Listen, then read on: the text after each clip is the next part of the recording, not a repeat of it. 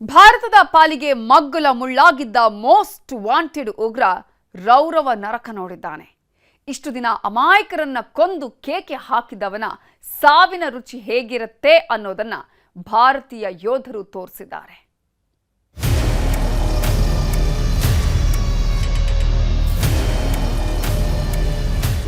ಭಯೋತ್ಪಾದನೆ ಅನ್ನೋದು ವಿಶ್ವಕ್ಕೆ ಅಂಟಿರೋ ಕಳಂಕ. ಎಲ್ಲೇ ದಾಳಿ ನಡೆದ್ರು, ಎಷ್ಟೇ ಉಗ್ರರ ಸಂಹಾರ ಮಾಡಿದ್ರು ಮತ್ತೆ ಮತ್ತೆ ರಕ್ತಬೀಜಾಸುರರಂತೆ ಹುಟ್ಟಿ ಬರ್ತಾರೆ.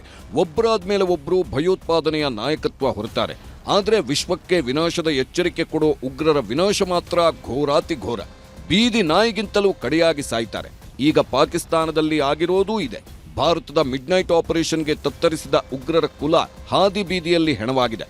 ಅಮಾಯಕರ ಜೀವ ತೆಗೆದು ರಣಕೇಕೆ ಹಾಕ್ತಿದ್ದವನ ಸಂತಾನವೇ ಸರ್ವನಾಶವಾಗಿದೆ. ಭಾರತದ ಪಾಲಿನ ಮೋಸ್ಟ್ ವಾಂಟೆಡ್ ಉಗ್ರ ಮಸೂದ್ ಕುಟುಂಬದ 10 ಮಂದಿ ರಕ್ತಕಾರಿ ಪ್ರಾಣ ಬಿಟ್ಟಿದ್ದಾರೆ.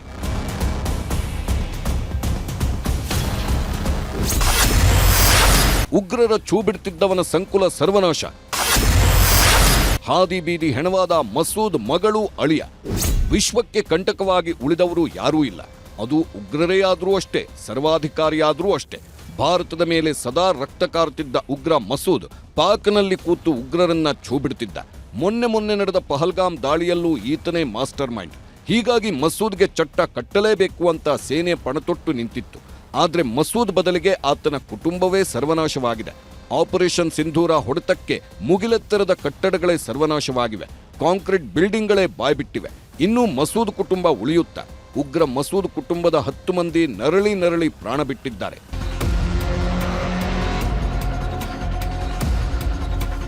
ರಕ್ತಾಸುರ ಮಸೂದ್ ಪಾಕ್ನ ಬಹವಲ್ಪುರದಲ್ಲೇ ಅಡಗಿದ್ದಾನೆ ಅನ್ನೋ ಪಕ್ಕಾ ಮಾಹಿತಿ ಸೇನೆಗಿತ್ತು. ಹೀಗಾಗಿಯೇ ಈತನ ಉಗ್ರ ಭೂಮಿಯನ್ನ ಟಾರ್ಗೆಟ್ ಮಾಡಲಾಗಿತ್ತು. 200 ಎಕರೆ ಜಾಗದಲ್ಲಿ ತನ್ನ ಜಾಲ ಚಾಚಿಕೊಂಡಿದ್ದವ ತನ್ನಂತೆಯೇ ರಕ್ತಾಸುರರನ್ನ ಹುಟ್ಟುಹಾಕ್ತಿದ್ದ. ಹೀಗಾಗಿಯೇ ಈತನನ್ನ ಟಾರ್ಗೆಟ್ ಮಾಡಿ ದಾಳಿ ಮಾಡಲಾಗಿತ್ತು. ಮಸೂದ್ನ ಕೇಂದ್ರ ಬಿಂದುವಾದ 15 ಎಕರೆ ಜಾಗವನ್ನ ಸಂಪೂರ್ಣ ಸರ್ವನಾಶ ಮಾಡಲಾಗಿದೆ. ಇಷ್ಟು ದಿನ ಭಾರತೀಯರ 100 ಕುಟುಂಬಗಳು ಕಣ್ಣೀರು ಹಾಕುವಂತೆ ಮಾಡಿದ್ದವ ಈಗ ತನ್ನ ಕುಟುಂಬವನ್ನೇ ಕಳ್ಕೊಂಡು ಕಣ್ಣೀರು ಹಾಕುವಂತಾಗಿದೆ.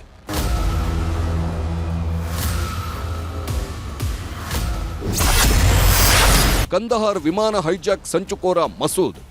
ಜೈಷ್ ಉಗ್ರ ಸಂಘಟನೆಯ ಮುಖ್ಯಸ್ಥ ಮಸೂದ್ ಅಜರ್ ಸಾಮಾನ್ಯನಲ್ಲ.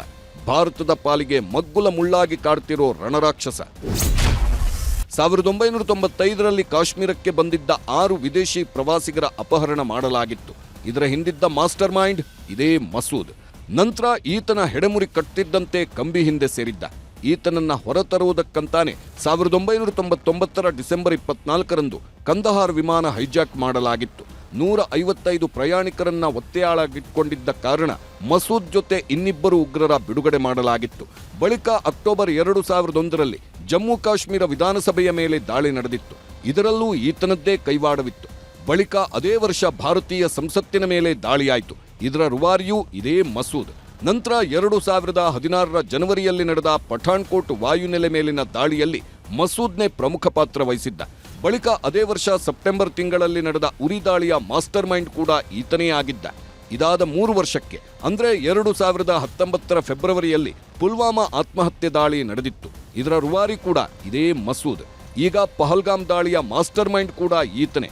ಹೀಗಾಗಿಯೇ ಮಸೂದ್ನ ರುಂಡ ಚೆಂಡಾಡುವುದಕ್ಕೆ ಭಾರತೀಯ ಸೇನೆ ಹವಣಿಸ್ತಿರೋದು.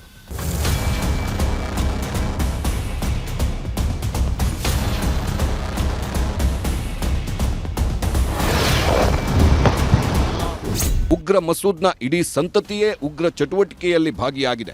ಈಗ 10 ಮಂದಿ ಬೀದಿ ಹೆಣವಾಗಿದ್ದಾರೆ. ಈ ಮೂಲಕ ಉಗ್ರತ್ವವನ್ನ ಹೊತ್ತು ಮೆರೆದಾಡುವವರು ಒಂದಲ್ಲ ಒಂದು ದಿನ ಘೋರಾತಿ ಘೋರವಾಗಿ ಸಾಯ್ತಾರೆ ಅನ್ನೋದಕ್ಕೆ ಭಾರತ ಮಾಡಿರೋ ಮಿಡ್ನೈಟ್ ಆಪರೇಷನ್ನೇ ಸಾಕ್ಷಿ. Bureau report, news 18.